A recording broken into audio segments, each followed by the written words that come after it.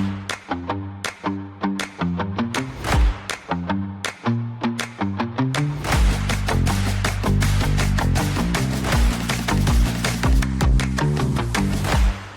everyone, I'm Sophie Milburn, editor of the MSP Channel Insights portfolio, and today I'm joined by David from Cynomi and Dennis from SlashBlue. So to start, could you both briefly introduce yourselves, your role at your companies, and a bit about the companies themselves? Perfect. So I will begin. Really great to be here. So I'm David, I'm CEO of Cynomi, currently out of Israel, but our team is broadly in the US and the UK. For 5 years, I'm thinking about how to protect SMBs, mid-market companies, to help MSPs, MSSPs, cyber consultancies. So pleasure to be here.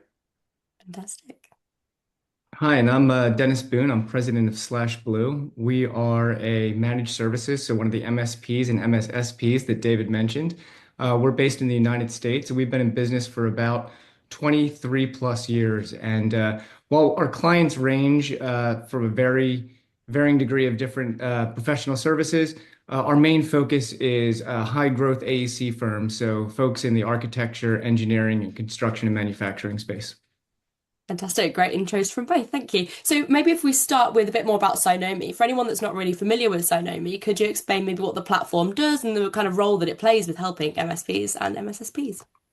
Yeah, perfect. So we provide agentic growth platform for MSPs, MSSPs, and consultancies, cyber consultancy platform that helps MSPs, MSSPs, cyber consultancies to provide virtual CISO, combining CISO level intelligence, risk management, AI assessments, and many other assessments that help MSPs and MSSPs to provide, deliver, scale the cybersecurity businesses efficiently. Specific for this webinar or interview, we are focusing also in TPRM, third-party risk management, which is a very essential module within Cynomi, as we understand that this requirement for third-party risk assessment is widely spread among MSPs and MSSPs. Fantastic. And you've led me in very well into my next question there would be about third-party risk management. It's a major opportunities for MSPs at the moment. So what kind of factors are driving the growing importance of third-party risk, particularly as organizations kind of rely on obviously increasingly complex vendor ecosystems there? Yeah, so as the founder of Cynomi, we started by understanding that we want to create the perfect cybersecurity posture for every company, for SMBs and mid-market companies. At the beginning, we focused on mainly the internal security of those companies, awareness, cybersecurity awareness, network, endpoints, any other things which is related to the internal posture. But I guess that we all understand that there are more and more usage within the MSPs and the MSSPs, cyber consultancies, with third parties. So we all use SaaS, we all use AI, we have hundreds of other vendors that we are using, and we are not relying only about ourselves or our own cybersecurity. We rely on other vendors. So we understand from security reasons that we need to understand what is the posture of the third parties in order to understand what is our own security posture.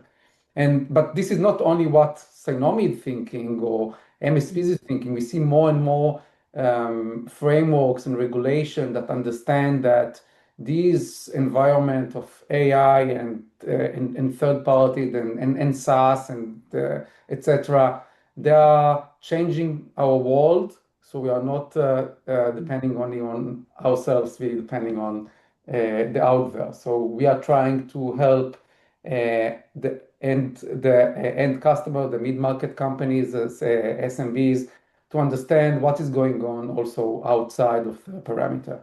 Just to give you a little bit of background, so our CIO that's been with the organization for a number of years, was actually part of Target during the 2013 breach. So if you remember the Target breach in 2013, it was to date the largest breach that had been yet to hit a major retailer or a major institution. And he was actually part of the technology team. And what had happened during that breach was something within their POS system was actually let a Trojan horse in. So one of the vendors that worked in their POS has let a Trojan horse in that allowed for the breach to happen. And it kicked off basically third-party risk management. And so when we launched our cyber services, our CIO was like, hey, listen, that's great. You're doing all this other stuff. You have to include vendor risk management. And at the time, it didn't make a lot of sense for a lot of people because they hadn't yet seen it. And so there's been this trickle down effect that was like, hey, the largest companies are going to be subject to this for their cyber insurance, for their partners. But it took about 10 years to get down to the level where smaller and mid-market companies are actually subject to this sort of thing. And most companies don't even realize it, but they're part of this channel every time they have to fill out a form from their insurance asking questions or fill out a form from one of their partners or vendors. And so, I think the popularity is just kind of snowballed as that requirement is pushed down from the Visas, the Targets, the MasterCards of the world, down to the next level, down to the next level. And now we're seeing it across the board where, cleaning crews that come into your office are subject to some degree of third-party risk management. Yeah, it has been described as one of the largest kind of recurring revenue opportunities for MSPs as well. But why do you think many, services aren't kind of fully capitalizing on this yet? Do you think maybe some people are just slightly behind with this? Well, where do you think people stand with it at the moment? If we look Okay. at, even our client group, it's never evident as let me explain it this way. Most cyber activities that you ask somebody to pay for are already sort of silent in the background, right? It's like, I'm going to install an EDR. We're going to get an MDR service, a SIM-SOC. You don't ever really see or feel it, but it's protecting you. Mm. With third-party risk management, it's even one step further in that explanation. It's like, well, how is that protecting me? You're just asking my clients. And it's like, well, you may not realize it, but of all the breaches we've seen as an organization, virtually every single one has happened through some sort of third party. And that just becomes more and more evident that that is really a very large attack vector for your org. On the one side, we talk about password security, right? Everybody knows that's a big, attack vector. But really, number two is third-party risk management. And most orgs just don't understand that. No one's really sat them down and explained them to it, which also means MSPs have a huge opportunity, and MSSPs to sit their clients down and say, hey, look, here's something you're not just going to read about, if you're getting, broad cyber news or if, you're getting quotes for different services. But we want to, as your trusted partner, want to sit down and explain this to you in very real terms and tell you where you're at risk and what you can do about it. Yeah, it all comes from that education piece, doesn't it? To start with. Absolutely. Dennis, can I ask a question about that? Is it the ignorance of the end customers, your customers, or MSPs customers, or is it the difficulty for MSPs to understand that this is an opportunity and I need to understand what it is, how to handle that? So where is the gap? Is it mainly end customers or MSPs, MSSPs? Mm. Yeah, I would say it's probably on the MSP side because as soon as you explain it to the end customer, at least our experience has been as soon as you explain it, they get it, right? They're like, oh, I totally understand. That customer has access to my system, or that customer has access to, physical infrastructure within our organization. It's really the MSPs that we've seen. And we've been fortunate enough, like I said, to have been on the forefront of this and just had it baked into part of our cyber practice. But the other MSPs we talk to at different shows and conventions and things, they just don't know where to begin. They don't know how would I even assess somebody? What questions would I ask? Where would I go about doing that? How do you ask the questions? How do you receive them back? Who analyzes it? It's all those sorts of questions that, honestly, platforms like Cynomi solve for them, and they just don't even know what's out there. So, oftentimes we'll just say, hey, look, you need a GRP system or you need, a third-party risk management system. We use Cynomi. They go in, they're like, oh, shoot, this was a lot easier than we thought. We didn't have to be experts. We just have to sit our clients down and explain it. Yeah. Yeah, then it's exactly when we started Cynomi to understand that we need to add this model to Cynomi. It's not because we understand that there is understood that there is a gap for MSSPs that don't understand that. It's mainly talking with MSPs that doing manual work with spreadsheets and Words documents, and it was not scalable. So we worked with them, we worked with you, we try to understand what will make them easier to do that. And then when let's say 50% of Cynomi MSPs, MSSPs using the third-party risk management, when you go to the other 50%, it's to convince them or to tell them, to explain why it's important and how to sell it to their end customers. So it's completely two different challenges. One to automate a known existing process for the MSPs, or to convince them, oh, there is a big opportunity. You should use that. It's easy. Uh, Yeah, and you've definitely touched on my next question there, to talk about obviously being scalable and all of those things. But what would you say kind of maybe the main challenges that MSPs face when trying to deliver this risk management service, and how can platforms like Cynomi help with that? So I got another great story for that. And you'll notice I'm going to have be full of great stories. Well, I think they're Good. great. I like to hear Um, it.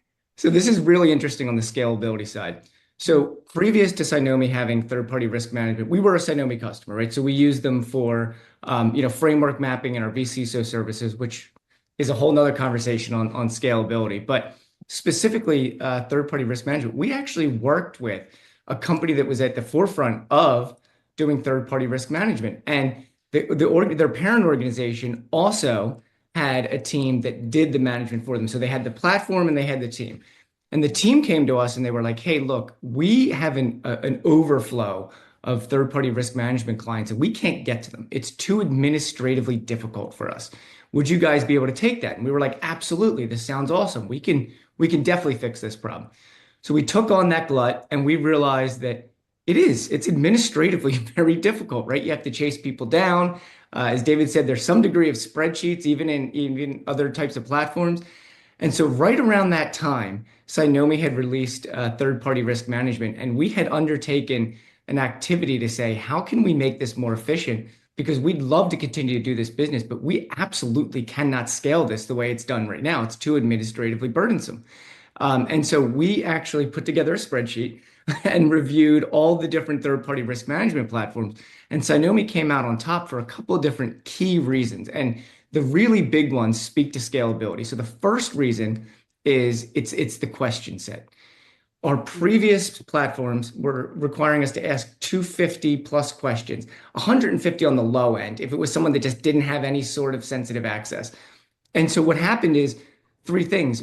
One, nobody answered the questions, which means we had to chase them, right? So administrative burden came in. Second was they partially answered the question. So they'd be like, well, we already answered it. It's like, well, I have like another 200 questions for you. You answered 50. And again, then there's chasing. Or the third is they just answered them incorrect because at some point they just say yes, yes, no, no, no. And then there's anomalies. And then when your CISO looks at the questions, they're like, well, how could that be true and this be true? And then you have to reach back out to the vendor, and that becomes administratively burdensome.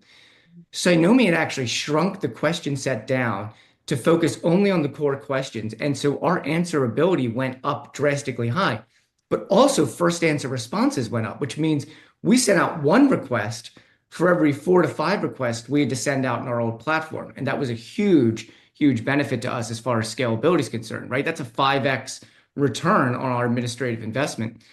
The second piece was, and this is probably the one our team loved the most, is you could have shared vendors, right? So as you do third-party risk management, you'll begin to realize that, especially if you're in a single industry, right? So I said we're focused on AEC. So a lot of our clients have shared vendors, right? They're using Deltek for ERP. They're using ADP for payment processing. They're using Autodesk, right?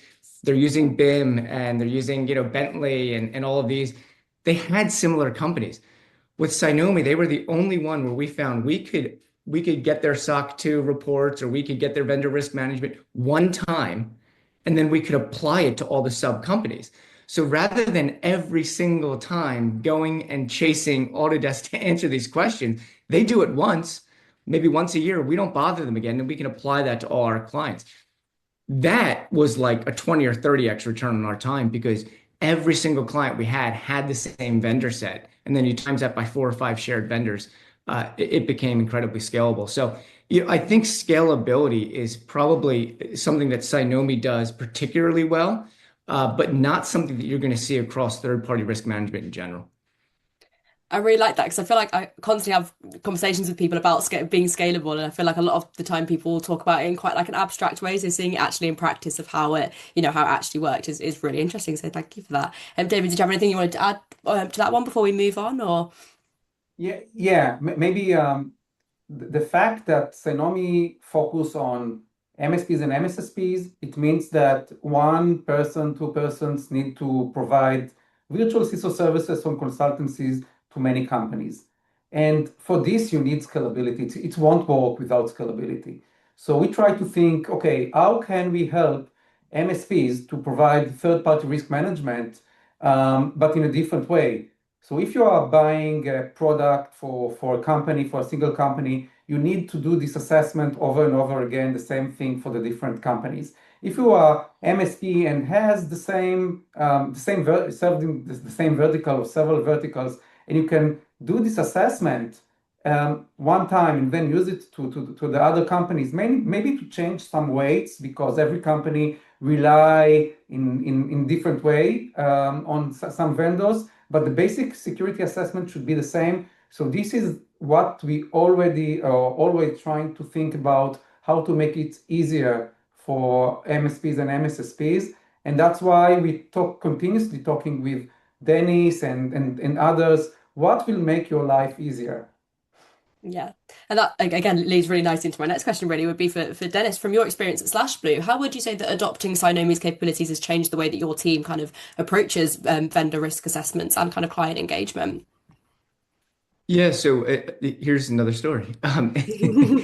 We were doing so we have a client and we've been doing third-party risk management for them, and we recently moved them over to Cynomi, and so we use Cynomi for them for other reasons, right? We have a dashboard where we're looking at their compliance against CIS in particular, and so we were going through and we are sharing it with them, and I said, hey, look, at the same time, if you click over here on this left-hand section and you go to vendors, you can now see the third party risk management. And so for the first time, something that was very invisible to them became very visible. And there was this degree of like accountability. It was, I admitted to them, I said, you can hold us accountable.